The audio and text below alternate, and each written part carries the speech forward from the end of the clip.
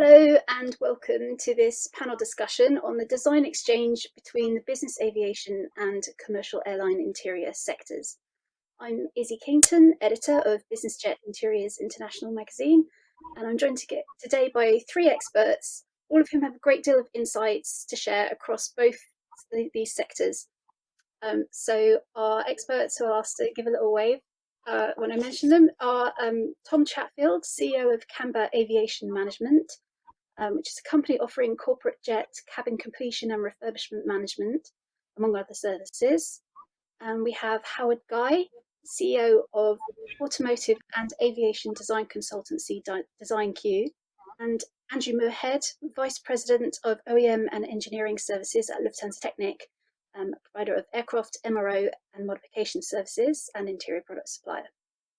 So today we're going to discuss the challenges each sector is facing, the ideas that can be shared to help meet those challenges, and how best to enable that exchange. We also plan to put this into context by touching on some of the differences between the two sectors. So I thought we might start by asking each of our experts to weigh in on what each sector's main challenges are right now, i.e. what kind of solutions do we need to be developing? So perhaps we can start with Tom. Yeah, so thank you for inviting me. Business aviation, I think when we take a look at business aviation, we have a common theme, and that is aircraft hygiene and how do we keep passengers apart from one another. So I think the challenge that we look at right now is moving away from sitting as close as possible, giving at least a sense of more space between people, and at the same time encouraging the feeling of greater hygiene on board.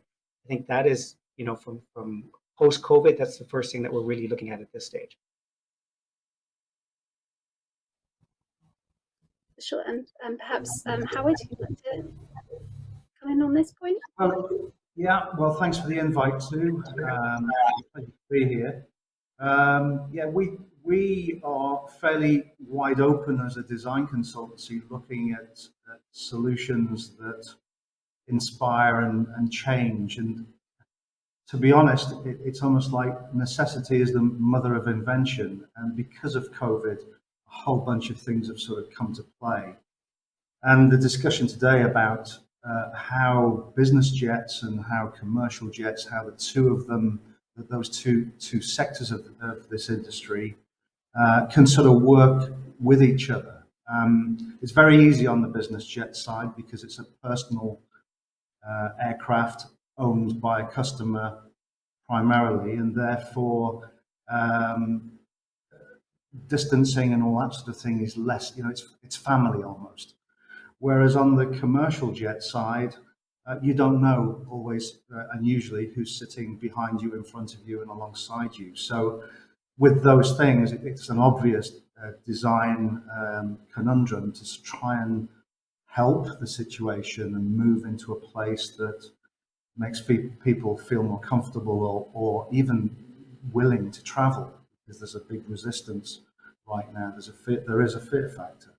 And so it's any ideas and any tricks and any inspiration that helps the environment, certainly from a commercial aircraft, to feel safer, but also more interesting. Also, just because of COVID, pre-COVID, I think that the brief has always been people want to be inspired. They want to enjoy. They want to love being in the environment that they're paying money going into. And so our role is really to come up with some of those answers.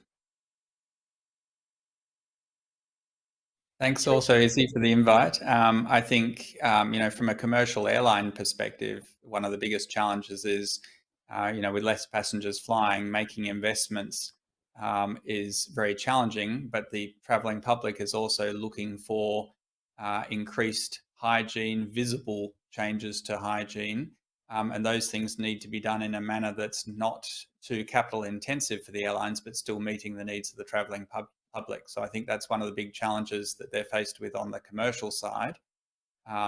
in the current crisis. I think there's some other topics that are going to be coming up, such as sustainability in the post-crisis environment, but certainly in the current crisis, it's about visual hygiene. On the business jet sides, I think there's been a gravitation also towards, for those who can afford it, towards the private aviation sector. What we're seeing there is also requests less extreme as on the commercial side with hygiene, but things like touchless controls have certainly been topics that have come up. Voice controls are things that there's a lot of interest in at the moment. So similar topic, but a different approach to it.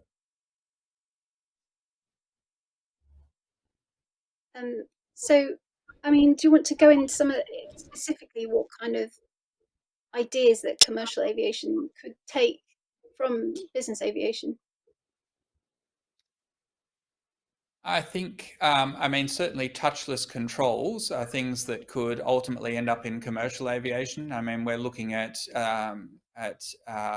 gesture control. We're looking at voice control. Voice control is perhaps a little bit more challenging in a commercial aviation environment, um, but also the use of mobile devices so that any transactions that you have with a system in your seat are done by the device that you're touching all the time. It's a little bit different to if you're having to put your fingers on a touch screen and make contact with something that hundreds of other people have used. So I think those things which we're actively integrating into business jet solutions, they will ultimately be more commonplace in the commercial airline, that you'll use your own mobile device for a lot of the interactions because that's the device that you're touching all the time. Yeah, I would add Great. to that from what Andrew just said, and that is that the idea of using your personal device on a becoming much more common.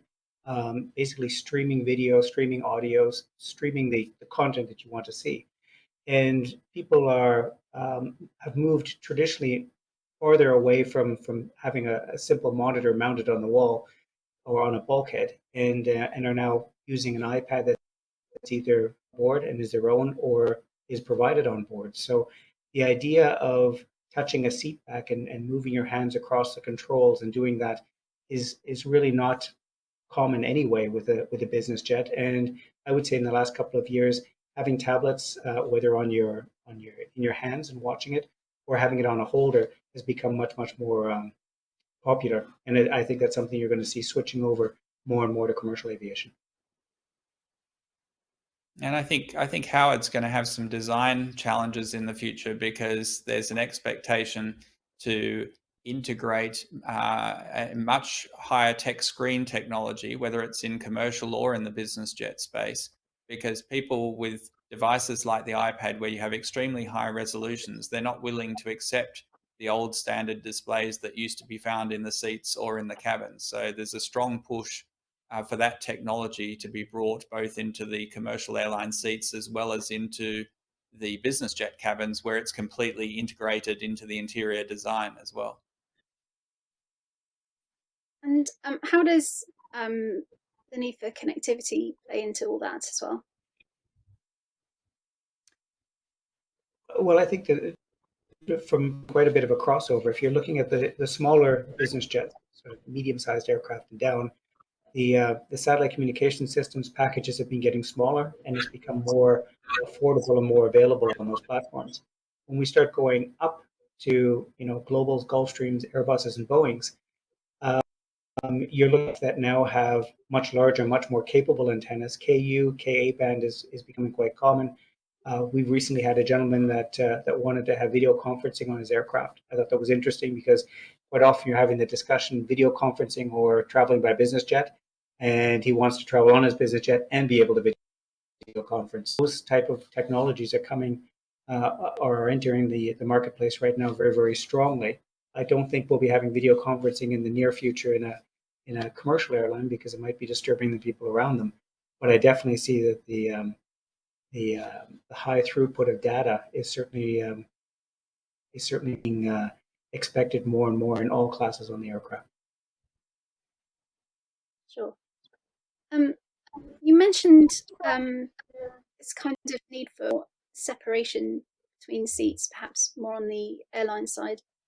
Did you want to go into more how that might be achieved?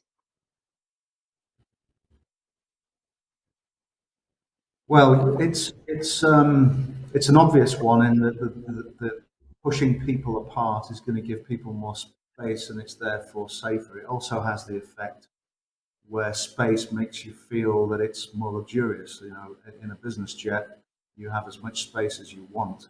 You're not confined to a certain zone for the duration of the flight. You know, you sometimes have a bar, you have a bedroom. You know, you've got a large lounge area, so it's that freedom that makes you feel good.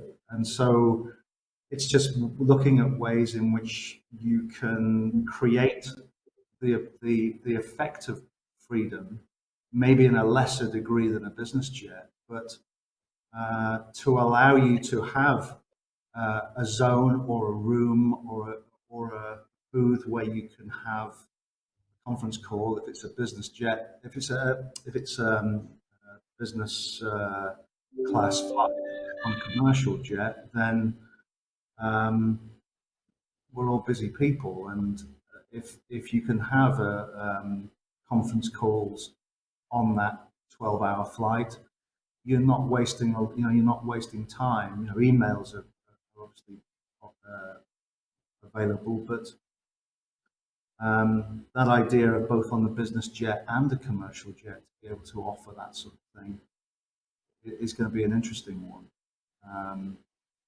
And then it's the environment around you. How does it have to change? Is it a seating layout? Is it a layout that allows you to change the layout? Because obviously on a commercial aircraft, everything is fixed. Everything is fixed down, whether you're economy or business class or even first class. Everything is nailed down and does not move. Is there a way in which you can change layouts in flight? It's a question. We've got no solution, although we've had ideas. But being able to make something in a way or produce a seat that is a little bit more dynamic and allows twos or fours or sixes to be together. Just a thought, but it's just looking at the patterns that you can work with.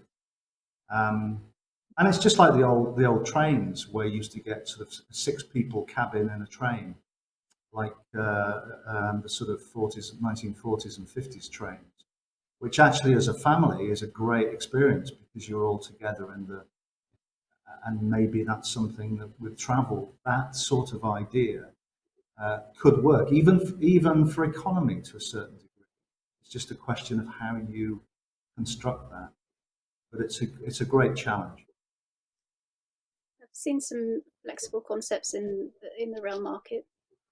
Sure. Um, Another thing that I thought is there anything that commercial aviation could take from the service enjoyed in private jets? I mean, maybe the holy grail is being able to manage your catering in such a manner that you know what people would like to eat before they join the flight, and you can manage the load on the aircraft to reduce wastage. If we knew exactly what people were going to eat, there'd be a lot less meals carried on board. The challenge with that is it's a logistics issue that you need to be able to manage. So whilst that, I think in some cases in business aviation is well managed because you've got a much smaller set of people you have to manage in terms of their choices. With an airline, that's a bit more of a challenge. But if you could solve that problem, it would certainly reduce a lot of wastage, which in a time where we're talking about sustainability is definitely a key topic.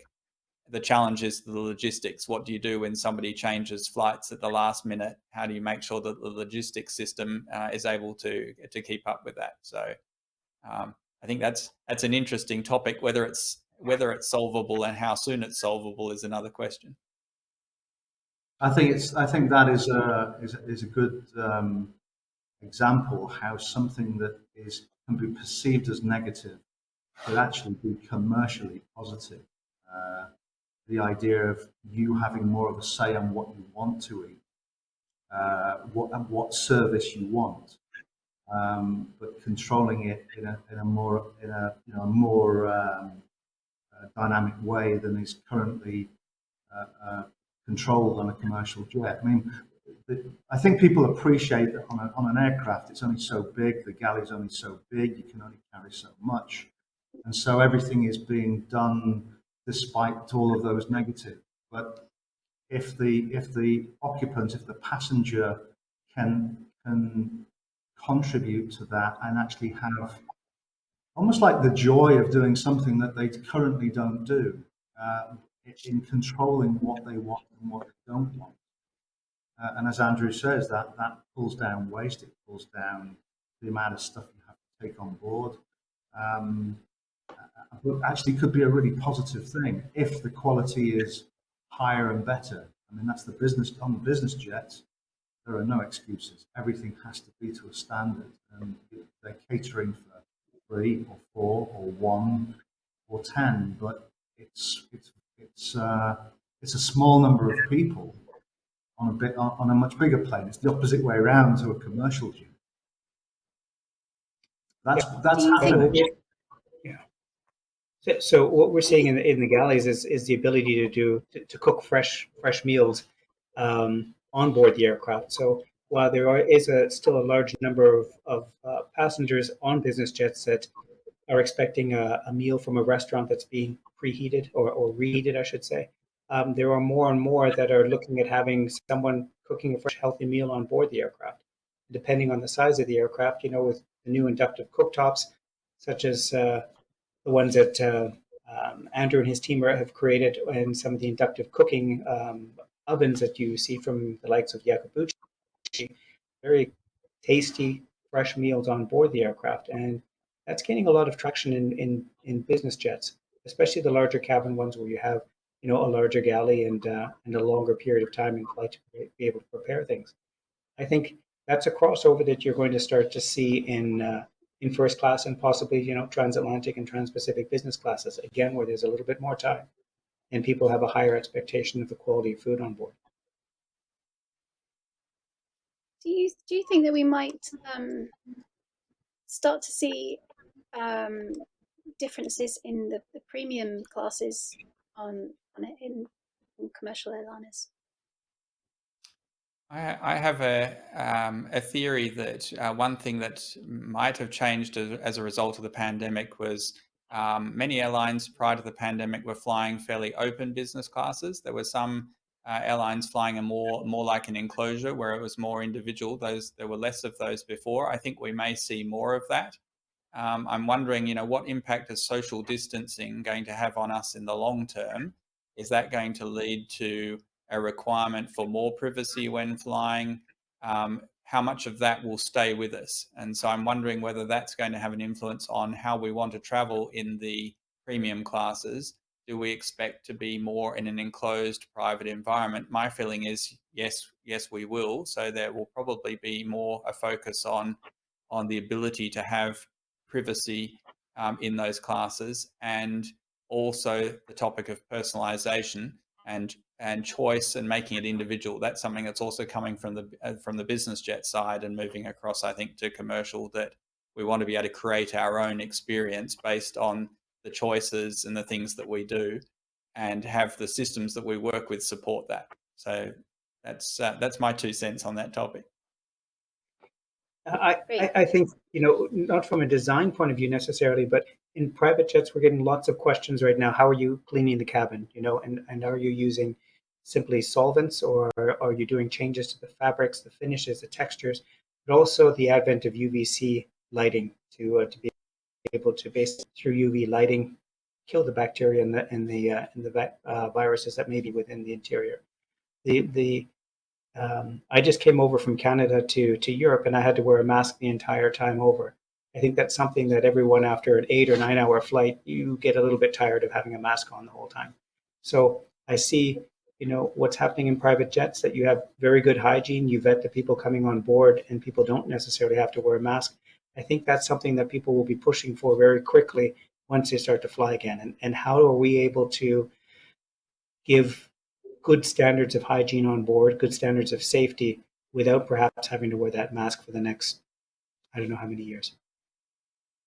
So are there specific solutions that you think will transfer over from the business aviation sphere? Um, I think so. I think as I said, the cleaning protocols.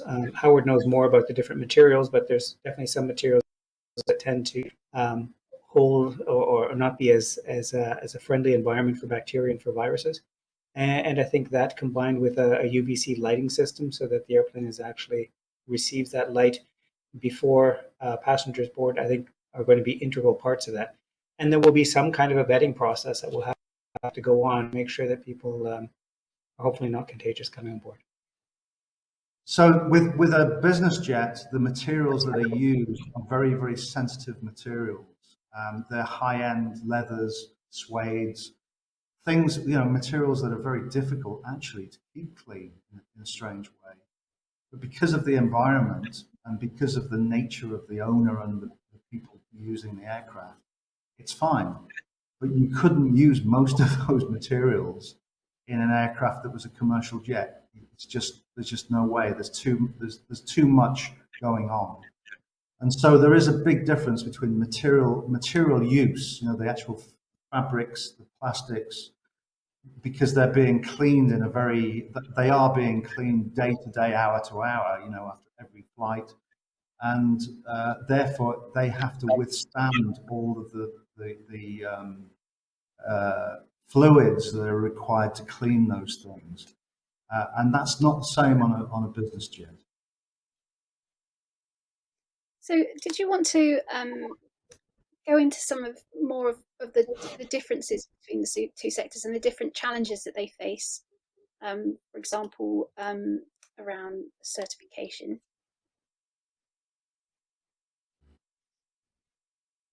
But with certification on a business jet, you have certain things like 16G on seats and all that sort of stuff. But you also have fire and tox, where you have to conform to a certain level of the ability to prevent fire and toxic smoke. Now, on a business jet, under 12 people, the regulations are different to that of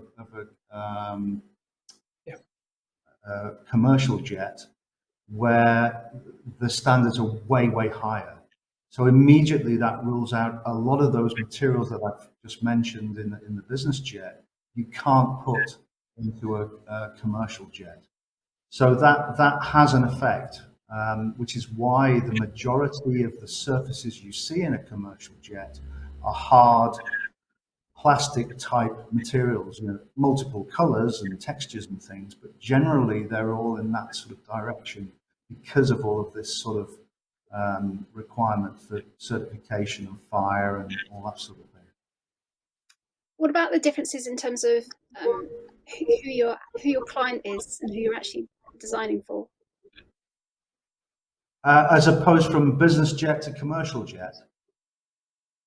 Is that what you mean? Where we have, you see, if we're working on a commercial jet, we're working primarily for the airline. So the airline they're the ones paying for it, therefore they're the customer, and the end customer is not our customer. It's their customer, and there's the biggest difference, because we're designing something for an aircraft and an application, but not necessarily directly for the end user. Between you and me, we are. The person who sits in that seat and enjoys the ride is the primary focus for us. But our customer directly is the person paying the bill for the design. And sometimes those things don't sit comfortable, and that's part and parcel of the game that we're in. Whereas with a business jet, you're dealing directly with the very person who's buying the jet. And whatever the customer wants, he or she can have. Because I'm dealing direct with that customer, and you advise them and take them on the journey. In some respects, it's much easier. In some respects, because you only have to make them smile, and you're all right. You live another day.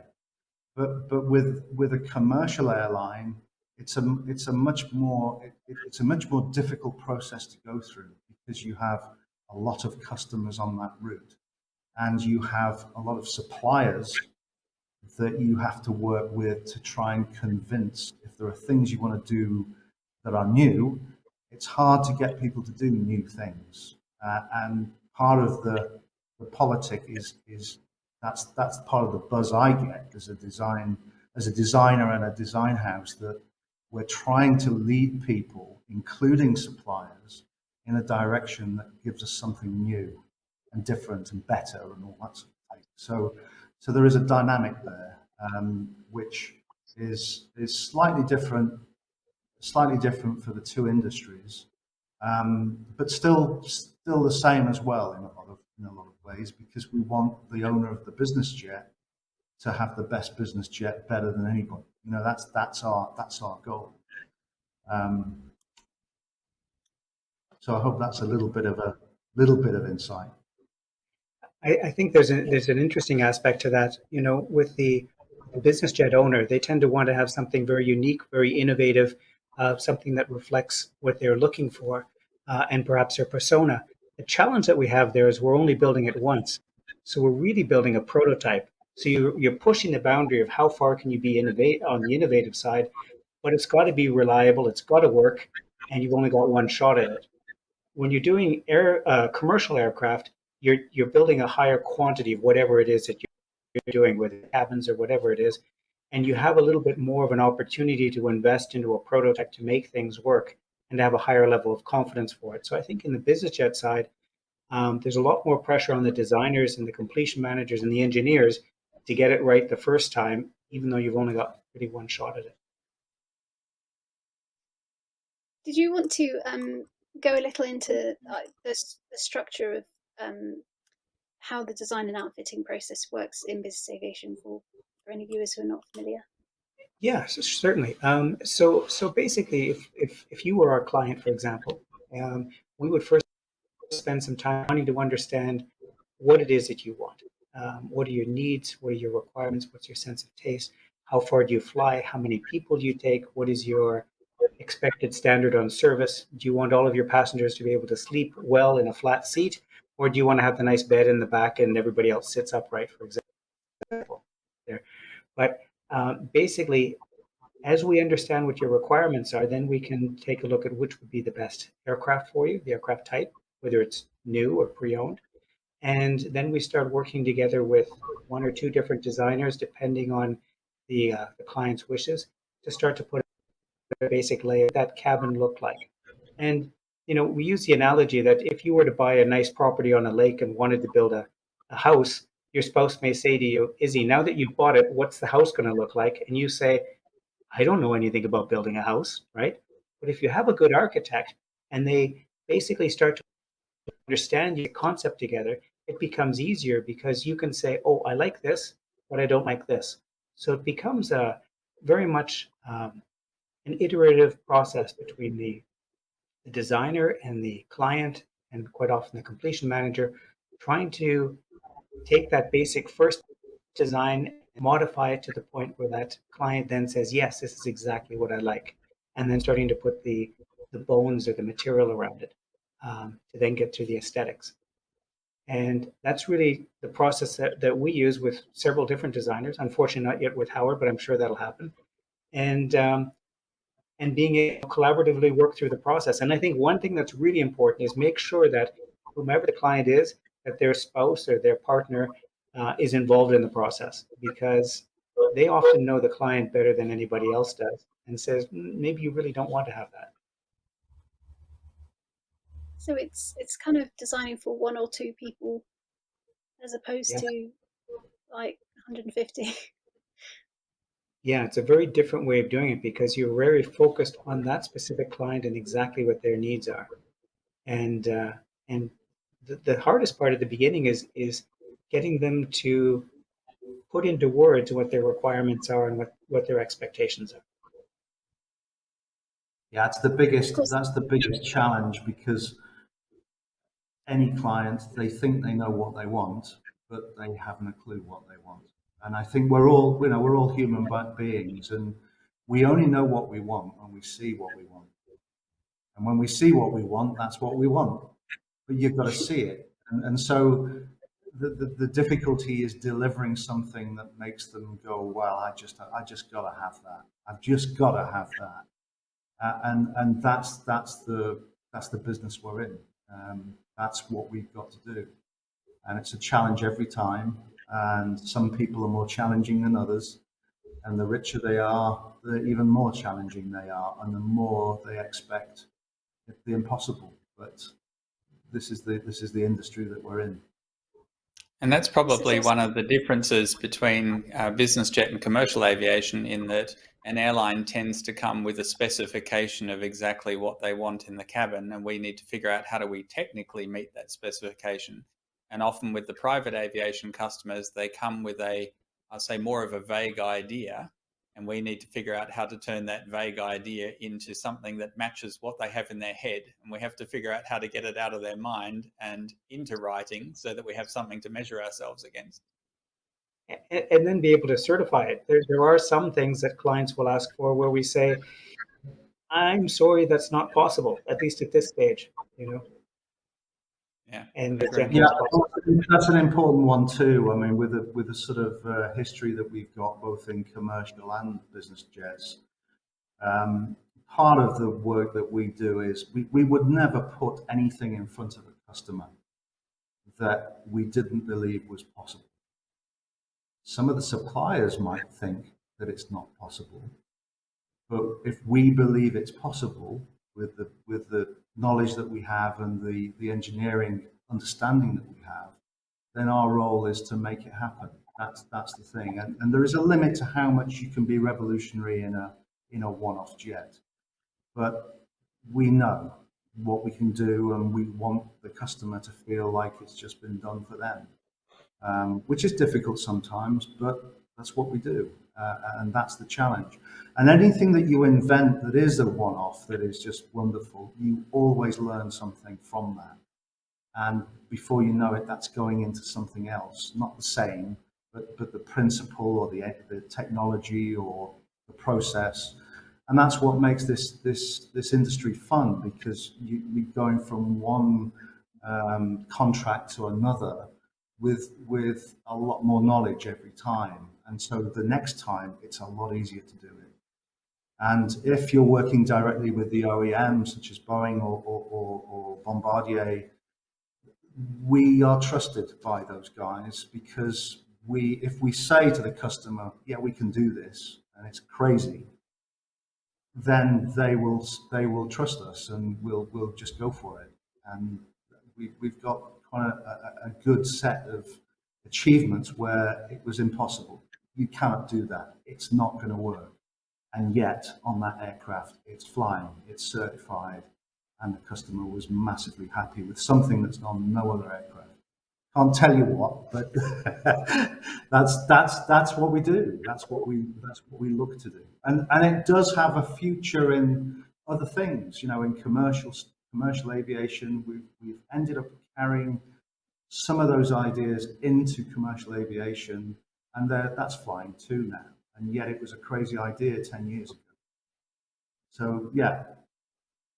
And I think that's of really course, where the link comes between business aviation and commercial aviation. From a business standpoint, if we can build a product for business aviation that we can then scale in commercial aviation, then you've got really the perfect setup. Because as Tom mentioned before, we're building on the private aviation side. Often it's a one-off, so it's very difficult to really determine the business case when you're building a one-off. If, for example, a customer wants to have an ultra-large display in the cabin, with the qualification and certification costs around one display, that makes it very challenging to create a business case for it. So unless you can get that display onto an OEM's line program, it's very hard to justify the cost to the customer.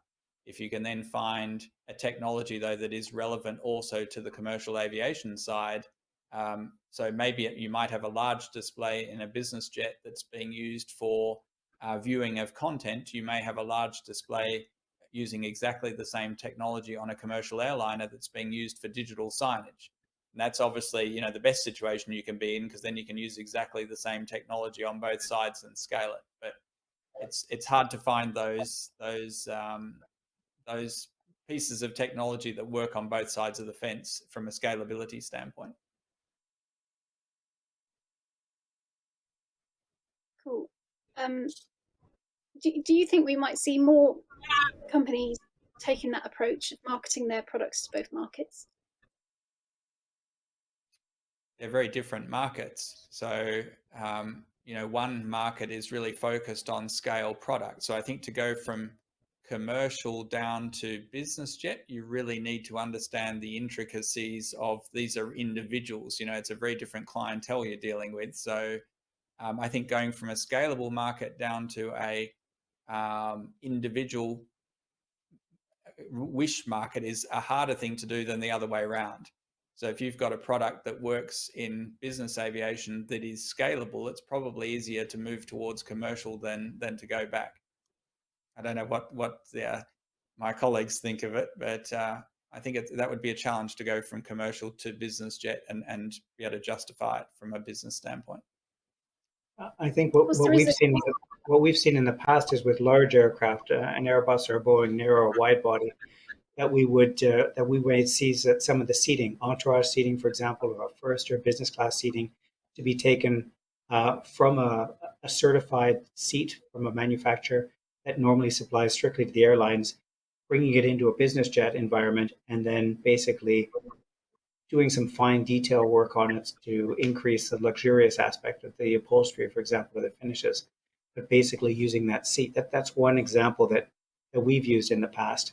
Or on the large aircraft, we may use parts of the backbone in the in-flight entertainment system, or even the satellite communication system. Of course, there are a wide variety of potential uses encompassed by the term business aviation. So we have everything from the one-off VIP jets to like charter and fractional aircraft and smaller jets. There's a huge variety of different aircraft sizes and even technologies, turboprops, piston aircraft. So it is a very diverse set of potential applications. I think something which COVID has brought on is that people are finding different ways to travel.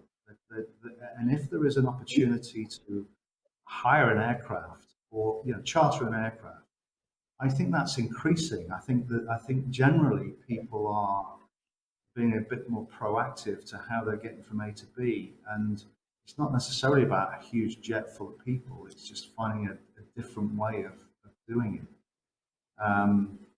Not everybody can afford to buy an aircraft, but a lot of people can afford to charter an aircraft. And I think you're quite right, Howard. You have a huge amount of flexibility. If you're going to be chartering, you can charter the aircraft that you need for that specific mission or that specific flight, right? It may be just yourself and your spouse going from the UK to Nizza for a weekend versus perhaps taking a whole team and traveling to do a presentation in North America. Two completely different types of requirements, and definitely much, much more flexible solutions if you're going the charter route. You're absolutely right. And Tom, I think that's why also in like in the charter business, topics such as hygiene and personalization are going to play a big role, because you're now in an aircraft that you want it to feel like yours, but it's not because you're chartering it. So it needs to have that level of personalization so that you do feel like that it is your aircraft. And then from a hygiene standpoint, topics like you brought up before, deep cleaning of the cabin, all the way through to touchless controls and things like that, I think are also going to be very relevant as the charter business increases. Absolutely, and demand. If we're reading the press of the last 6 months, demand for charter just is increasing tremendously, even over 2019 levels. So, there are people entering the market and buying aircraft as first-time buyers, but there's even a larger number of people that are chartering for the first time and entering into charter agreements or into fractional purchases themselves. So there is a huge uptake. People are recognizing that the airlines aren't able to fly you from point A to point B as efficiently as they used to. There's simply not as many routes out there. And at the same time, they want to feel safer by by knowing the people that are around them within their space.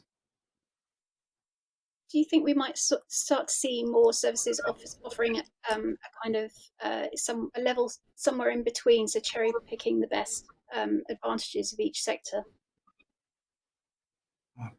Personally, I think so. I think that that's going to offer some incredible opportunities for design and for crossover, because you're looking at having fewer numbers of people and perhaps not necessarily larger aircraft, but more space around each person. So not as many people on board on a seat purchase basis for specific routes. And with perhaps different hygiene protocols or vaccination protocols beforehand, or testing protocols. So I think that that's a niche that's going to start developing and will challenge some of our traditional way that we design an aircraft interior. Um, Given the differences, some of the differences we've talked about between the two sectors, what ideas do you think are the most viable or interesting to explore sharing between them? I think the topic of personalization is certainly something that, I mean, we are already exploring that in a very big way ourselves. If we look at, for example, the software, typically on a business jet, after delivery, the customers are looking for upgrades. They're wanting to make sure that the system is always up to date. They want to make sure that what they're using is personalized to them. So there is different ways of architecting the software to support that. In parallel, on the commercial airline side, what we're seeing is there's a great demand for the airlines to be able to make short-term changes to the offering that's put in front of the passengers. And changing a system in the past was a very long-winded affair, to update software on the commercial side and to change the offering that's in front of the passenger. So we see some commonality there in the way that cabin systems are architected, regardless of whether it's business jet or commercial. On the commercial side, you're looking at putting offerings in front of the passengers to drive your ancillary revenues. They need to be earning extra money beyond just selling the ticket to get you from A to B. So there it's more about personalized offerings that ultimately may lead to additional revenues. On the business jet side, it's having the ability to keep the system up to date, to keep the system interesting for those customers, in the same way that, if you buy a car these days, often you get software updates post delivery that are keeping it up to date with your mobile devices, etc. So it's the same basic principle, but with different reasons for wanting to do it. And I think we're going to see a lot more of that type of commonality in the way systems are designed and the software stacks behind them. What about some of the hygiene technologies? Do they have applicability across both sectors? Certainly topics like water filtration. We've been working a lot on that topic. That's relevant regardless of whether it's a small business jet or a large commercial airliner. The topic of cleanliness of potable water has been a subject for many years. And I think because hygiene is very much in the foreground, that's perhaps something that will come up. Air filtration, also a topic. I know we've got some R&D work going on the topic of graphene that will help to improve the quality of the air in the cabin. Those are things that are relevant for, whether it's a business jet or a commercial airliner. So I think topics around general cleanliness are fairly common to both, except, if you heard what Howard said before with materials, obviously there's very much great differences in the types of materials you can use and how you can treat them from a cleanliness standpoint. Great. And besides companies developing products that have applicability across both markets, do you think that both sectors could benefit from talking to each other more and sharing ideas, and how might that be facilitated?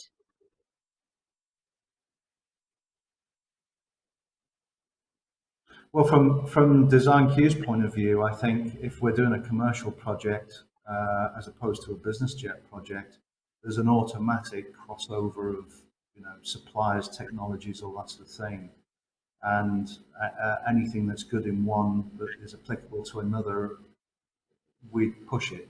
We would do that, and we do things like that. I mean, there's always the issue of weight. There's always the issue of materials and finishes, and sometimes we come up with a new way of doing something, which it doesn't matter whether which aircraft it's in. It works in both, and actually sometimes it's easier to do a higher volume.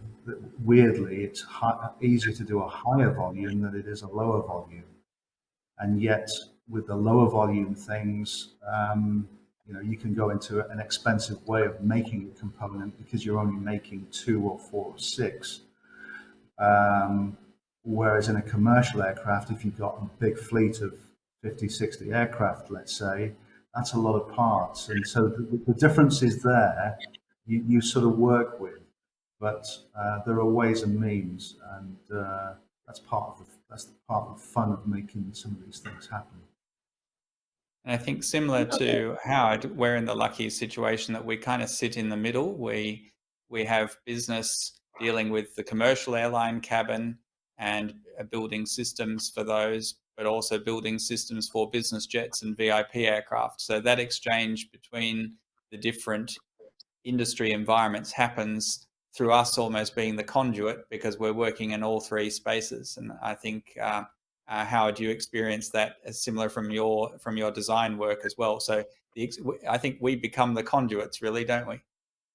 Yeah. And we can do anything, can't we?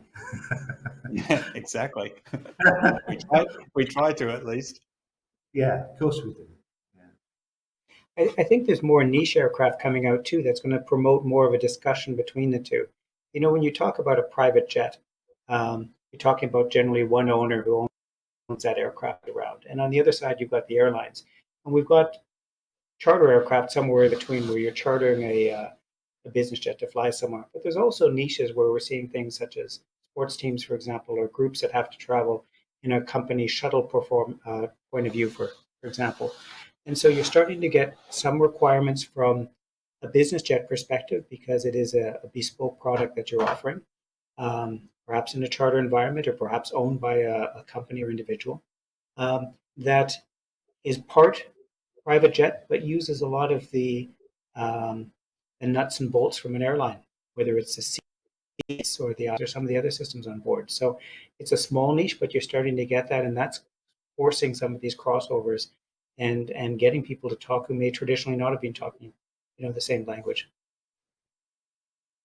And those are actually driving a lot of the technological change as well, because often those companies or sports teams are looking for technology that we don't necessarily have in that way today in the typical business jet or VIP aircraft. So I think they're particularly communications technologies and display technologies, they're very much driving that because there's a demand to be connected and also to be able to use your devices in a more business-like environment that's supporting that. We've seen a lot of requests for that.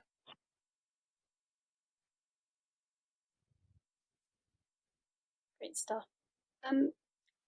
I wondered if we could conclude by perhaps if everyone wants to kind of come in on the point of sorry, I messed up again.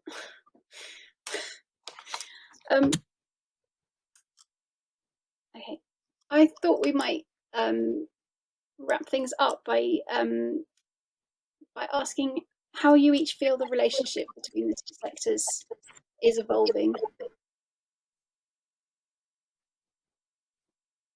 Can you repeat that last bit again? How are we feeling about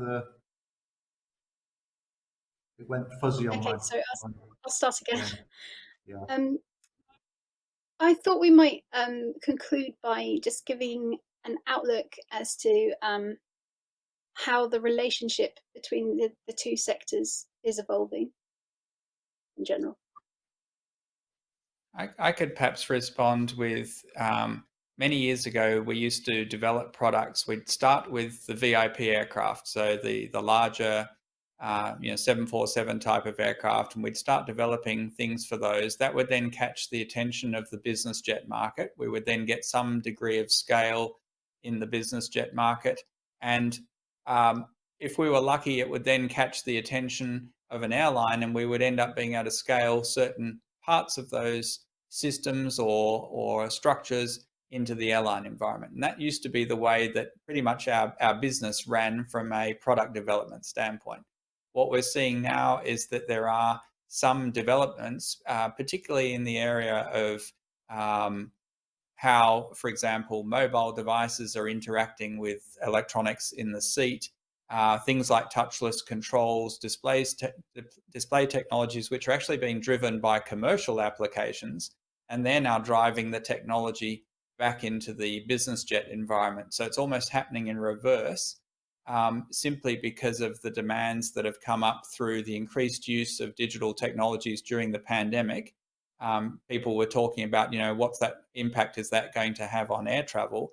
The impact it's having is there's a greater need for connectivity. And I don't just mean internet connectivity, but how you connect to the environment that you're sitting in. And that's been driven a lot by commercial aviation passengers, and that's helping to drive that technology back across into the business jet space. So I think it's happening in both directions now, whereas in the past it perhaps for us more commonly happened from VIP business jet to commercial. Tom, what are your thoughts on this? I would tend to agree with what Andrew is saying right now. There is quite a change going on that way. I think what we have to be aware of is that consumer electronics are driving expectations for passengers, both on business jets and on airlines. And so the latest iPhone, the latest Android, the latest tablet, they expect to have that level of fidelity, of resolution, and of features. Historically haven't been possible on board those aircraft. And there's been quite a push then to be able to put systems in place that provide that experience as nearly as possible. I think as Andrew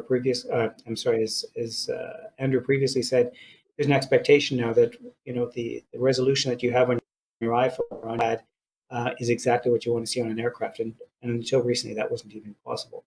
So I think consumer electronics are going to have a huge influence in terms of what is the expectation, and there's going to be a lot of crossover between what's being tried in business aviation and in commercial, and crossing over and seeing if those solutions can be applied. I think that's going to be the biggest thing in my view. Brilliant. And Howard?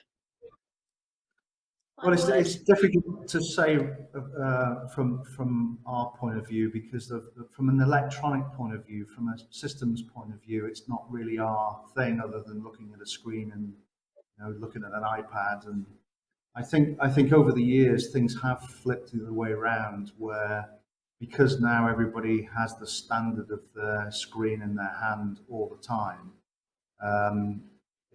the expectation is there, and there are no excuses. So nobody can really justify a screen that has got so few pixels you can't see what you're looking at.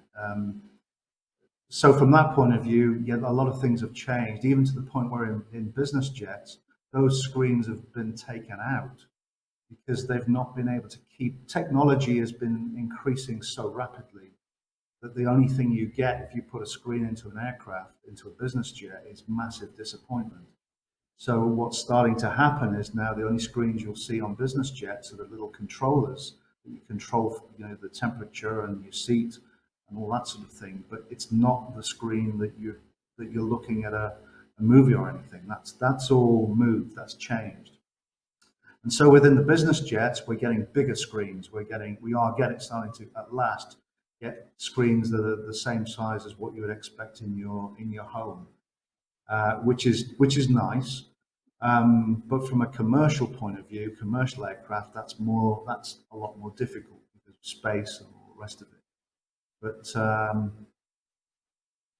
the only other thing, looking at materials and finishes, the business jets still seem to have a proliferation of natural woods and timbers and leathers and suedes and all those beautiful things that you would expect to see in a luxury car or in a luxury home, and that's much more difficult in commercial aircraft. But I think even in commercial aircraft, things have changed an awful lot for the better. There is a big play on comfort, and there is a big play on fit and finish and color and matching and making sure that something actually looks good. Things have moved on a lot in the last sort of 10, 15 years and will continue to do so. And as there are materials being developed continually, um, the game has been for commercial to look as expensive as business, and we're getting there. We've got suppliers that are starting to produce materials that are beautiful, lovely, great color, good matching, all that sort of thing. There are no excuses for a commercial jet to look dowdy and old and tired. So I think that has lit, and I think that's gonna continue to be pushed in the environment that we're now about to enter into, where unless you have an interior which is beautiful and a great place to be, then you're not going to want to be there. It's bad enough being there if it's beautiful because people are not wanting to travel like they did. So there has to be differentiation. There has to be something better. We have to lift the game somehow. And that's partly about the environment. It's about space. It's about touch, feel, finish. And that is in both areas, both arenas, business jets and commercial. Thank you. Unfortunately, that's about all we have time for today. I would like to give my great thanks to our three experts who provided such interesting discussion and lots of things to think about. So thank you very much. And thank you also to everyone watching. Your time is also very appreciated. And thank you very much.